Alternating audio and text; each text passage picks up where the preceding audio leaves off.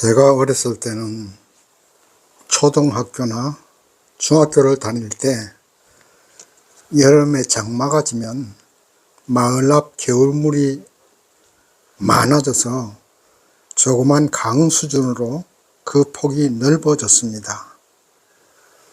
그래도 학교 가려면 그 개울물을 건너지 않으면 학교를 갈 수 없기 때문에 꼭 그 강물을 건너야 했습니다. 왜냐하면 그때는 다리도 없었어요. 나라가 가난하니까 다리도 없었고 그냥 맨발로 개울물을 건너야 했습니다. 그래서 부모님이나 형님들이 업어서 건네주었고, 또 어떨 때는 이제 좀 자라서 중학교쯤 되면 이제 친구들하고 같이 건너기도 했습니다.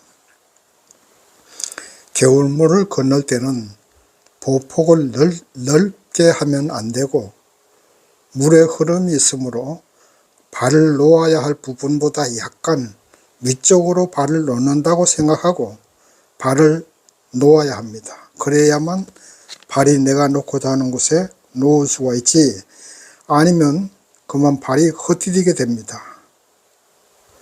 헛디디게 되면 험한 물에 떠내려가게 되는 것이죠. 왜 이런 말씀을 드리느냐 하면, 우리가 사는 세상은 물이 흘러가듯이 세상 사람들의 마음도 변하고 흐릅니다. 세상의 문화의 풍조도 흐르고 세월도 흘러갑니다. 이렇게 흐르는 세월의 풍조 속에서 나를 지킨다는 것은 정말로 중요하고 또 필요합니다. 나를 지키지 못하면 강물에 떠내려가는 것처럼 세상 풍조에 나도 모르게 떠내려가고 마는 것입니다. 그래서 정신 차려보면 내가 왜 여기에 있지? 내 인생이 왜 이렇게 되고 말았는가? 후회하게 되는 것입니다. 오늘 본문 요한일서 5장은 하나님을 믿고 예수님의 자녀가 된 자가 어떻게 하면 믿음을 지키고 나 스스로를 거짓 선생이나 이단 풍조로부터 지킬 수 있는가를 말씀하고 있습니다.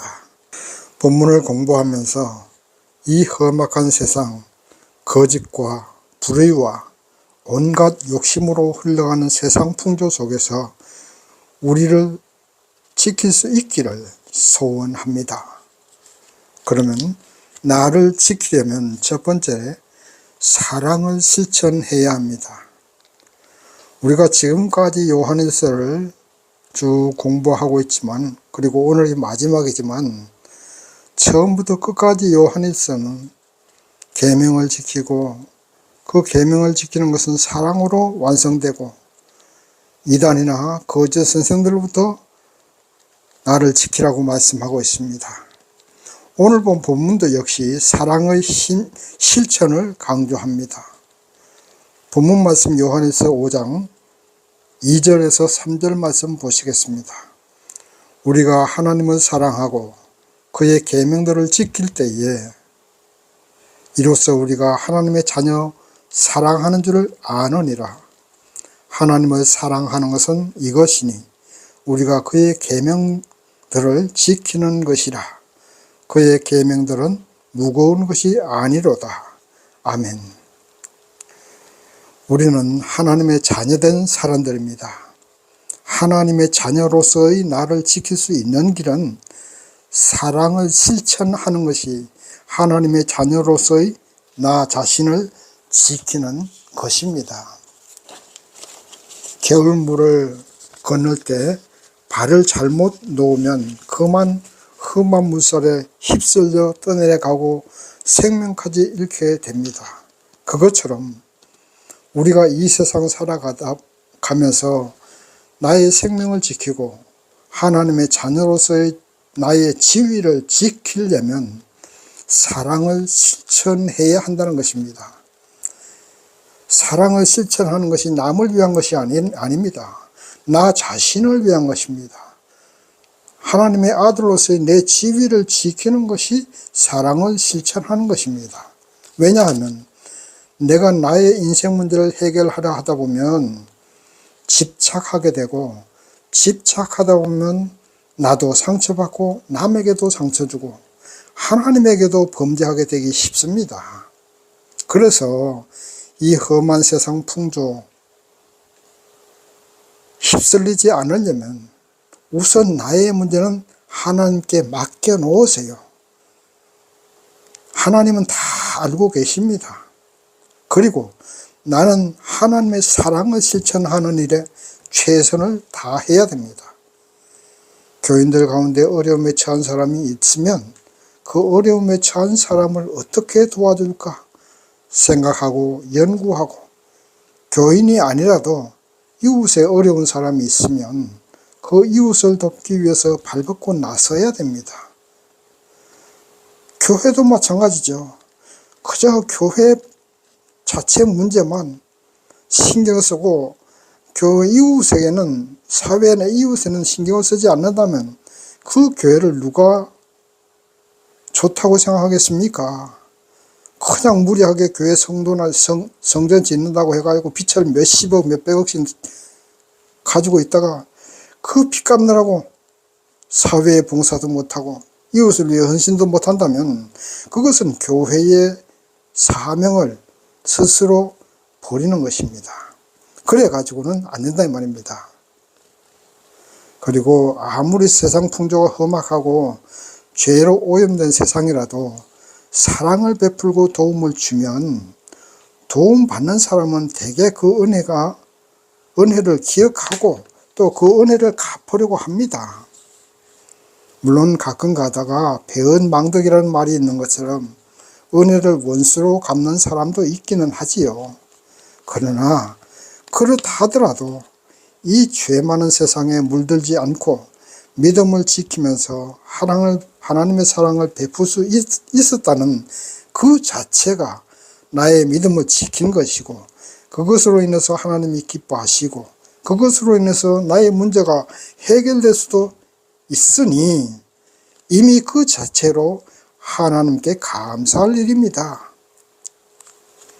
칼보다 강한 것이 펜의 힘이고 펜의 힘보다 강한 것이 사랑의 힘입니다. 예수님께 은혜 받은 사람이 얼마나 많았습니까? 그러나 그 많은 사람들이 예수께서 십자가를 지고 골고다 언덕을 올라갈 때 예수님을 보호하려 한 사람이 있었습니까? 십자가에서 고통당할 때 그를 도와줄 사람이 있었습니까? 그럼에도 예수님은 그 모든 고통을 이겨냈습니다. 그리고 십자가에서 죽었지만 다시 부활하셨습니다. 이것이 사랑의 힘입니다. 인류를 사랑하사 인류를 구원하고자 하는 그 사랑이 땅속에 묻히지 않았습니다. 부활로 승리했습니다. 우리가 이 세상에서 승리할 수 있는 길, 사랑을 실천하는 것이고, 나의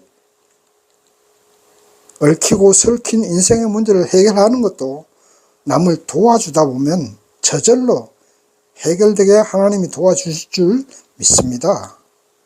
그래서 사랑을 실천하는 것이 남을 위한 것이 아니고 나 자신을 위한 것입니다. 사람이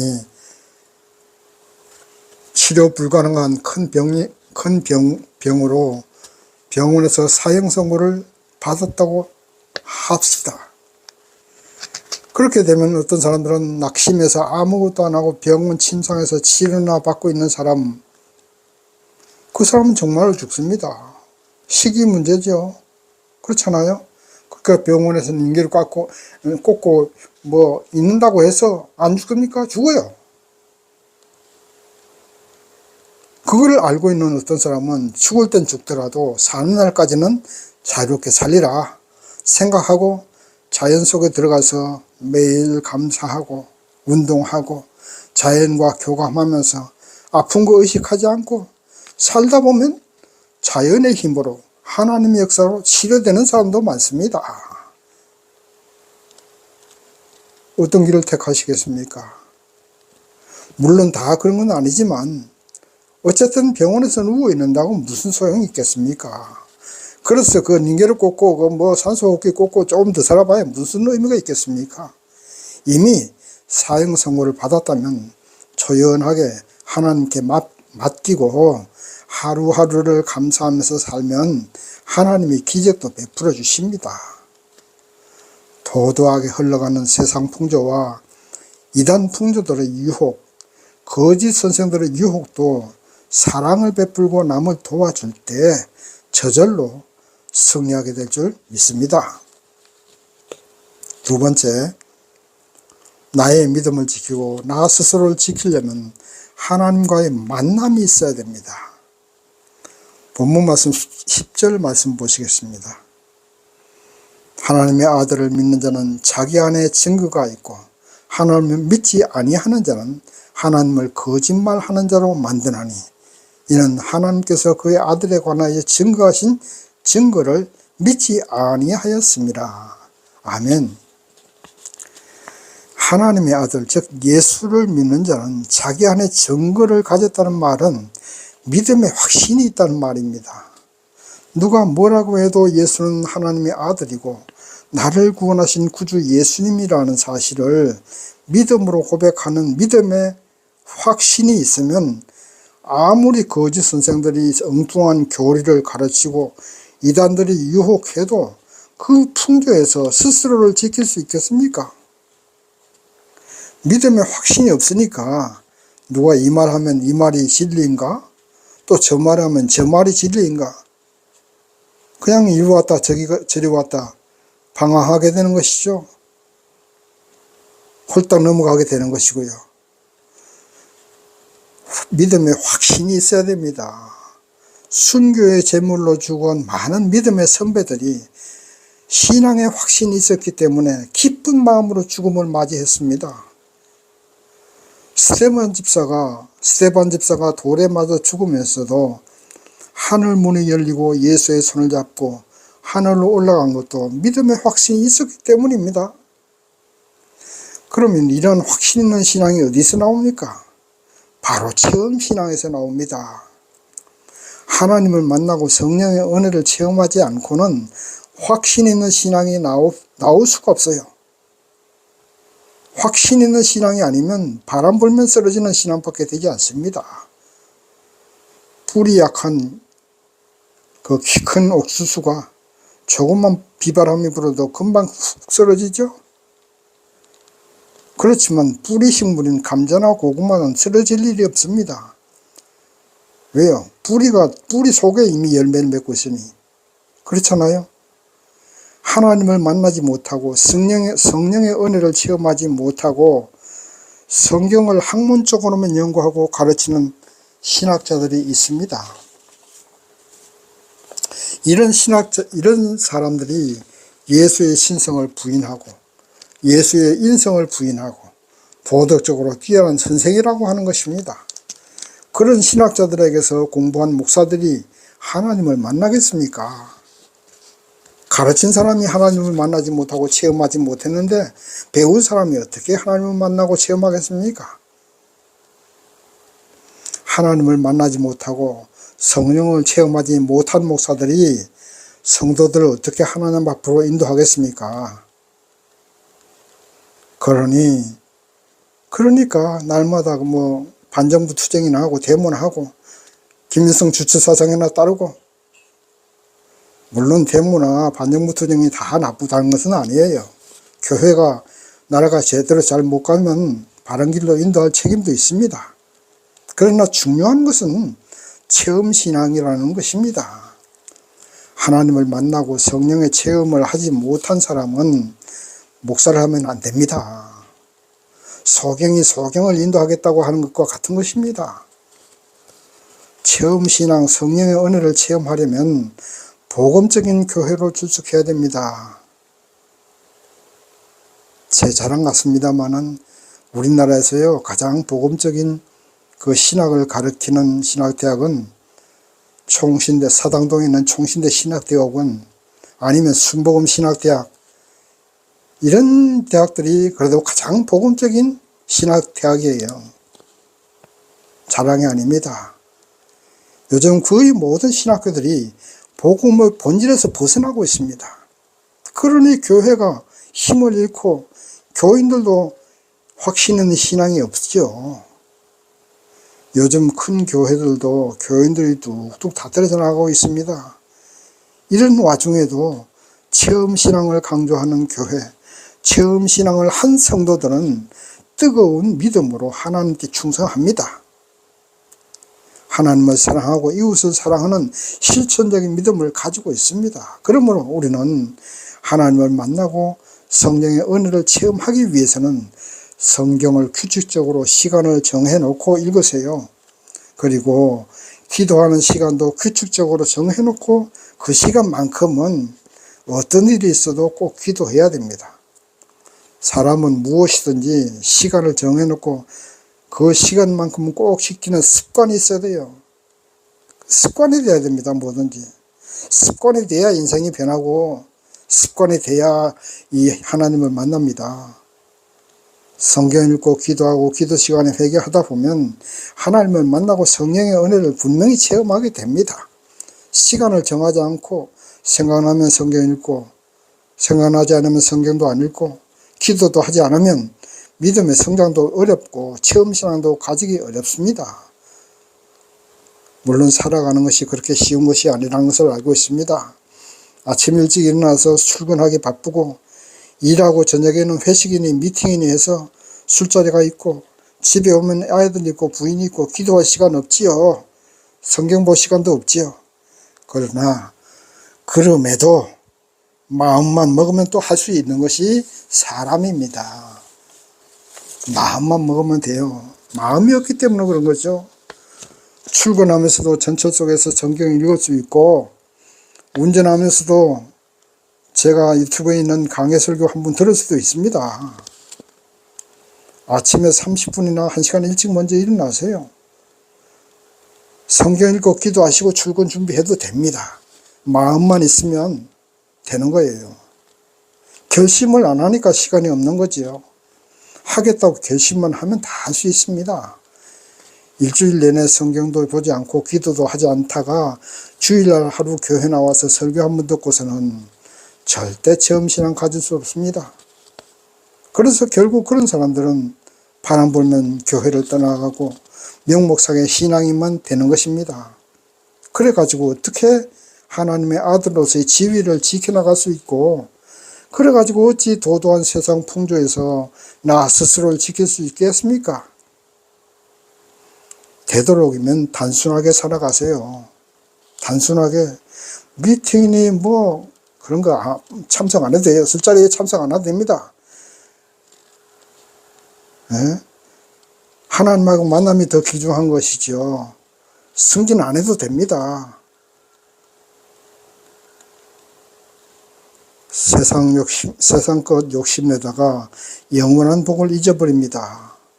단순하게 살고 하나님과의 만남 또 성령 체험 더 중요하게 생각하셔서 체험 신앙을 가진 믿음의 용사가 되시기를 바랍니다. 세 번째, 나 스스로를 지키기 위해서는 기도해야 됩니다. 본문 말씀 14절 15절 보시겠습니다. 그를 향하여 우리의 가진 바 담대한 것이 이것이니 그의 뜻대로 무엇을 구하면 들으심이라.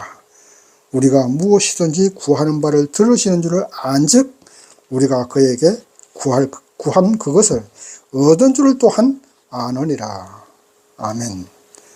우리가 하나님을 만나고 성경을 읽고 성령의 체험을 했으면 기도도 열심히 해야 됩니다. 사람이 살아있다는 것은 호흡을 한다는 것입니다. 호흡을 하지 못한다는 것은 죽은 것이죠. 기도는 영혼의 호흡입니다.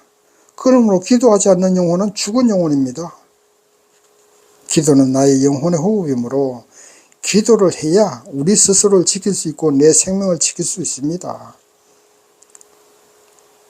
우리는 이제 우리 마음속에 믿음을 간직한 믿음의 성도입니다.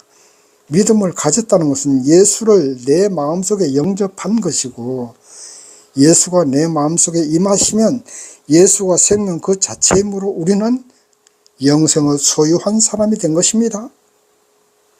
그러나 예수가 내 마음속에서 떠났으면 사망에 이르게 되는 것이고, 아니면 잠시 잃어버렸다면 영적으로 실신한 상태에 있는 것입니다. 그러므로 항상 생명 되신 예수를 내 마음속에 모셔드리고 그분이 떠나지 않도록 늘 대화해야 됩니다. 대화가 무엇입니까? 기도입니다.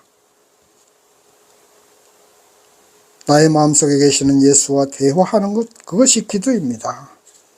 특히 기도 가운데 중보기도 하라고 요한은 본문에서 말씀하고 있습니다. 세상에는 사망에 이르는 죄가 있고 사망에 이르지 않는 죄가 있습니다. 사망에 이르는 죄는 예수 그리스도를 부인하고 회개하지 않고 성령을 회방하는 죄입니다. 사망에 이르지 않는 죄는 예수를 구주로 믿고 회개도 하고 성령의 체험도 했는데 연약해서 범죄하는 것은 사망에 이르지 않고 회개하면 용서받습니다. 그러면 우리가 다른 사람을 위해서 중보기도 할 때 어떤 사람이 사망에 이르는 자인지 모릅니다. 그러므로 우리는 우리의 가족과 친척, 이웃을 위해서 중보기도 해야 됩니다. 우리가 드리는 기도는 허공에 날아가는 것이 아닙니다. 우리 마음속에 임재해 계시는 예수께서 다 듣고 계십니다. 그리고 응답해 주실 것입니다. 그래서 우리는 중보기도 해야 되고, 이렇게 중보기도하는 것이 나의 믿음을 지키는 것이고 세상 풍조에서 나 스스로를 지키는 길입니다. 기도의 효과가 눈에 보이지 않는다고 낙심하거나 포기하지 마세요. 여러분의 중보기도가 쌓이고 또 쌓이면 반드시 하나님이 응답하십니다. 물이 끓으려면 100도가 돼야 끓습니다. 99도에는 끓지 않잖아요. 100도가 될 때 끓지 않습니까? 그것처럼 우리가 아무리 중보기도해도 눈에 안 보이고 가능성이 보이지 않는다고 낙심하지 마세요. 바로 반드시 그 임계점을 넘기면 하나님이 응답해 주시는 것입니다. 이제 말씀을 정리합니다. 본문 말씀 21절 한번 보십시다. 자녀들아, 너희 자신을 지켜 우상에서 멀리하라. 아멘. 죄악의 물결이 도도하게 흐르고 타락의 문화가 우리를 삼키려 합니다. 우리는 스스로를 지켜나가야 합니다. 그러기 위해서는 하나님을 사랑하고 이웃을 사랑하는 생활의 실천을 하십시다. 시간을 정해서 기도하시고 성경 읽고 하나님을 만나는 시간을 가지십시다. 그래서 이 험한 세상, 죄악의 세상에 휩쓸려서 떠내려가지 않고 주님 손 꼭 붙잡고 반드시 승리하셔서 하늘까지 이르를 수 있는 저와 여러분 되시기를 주님의 이름으로 축원합니다. 아멘.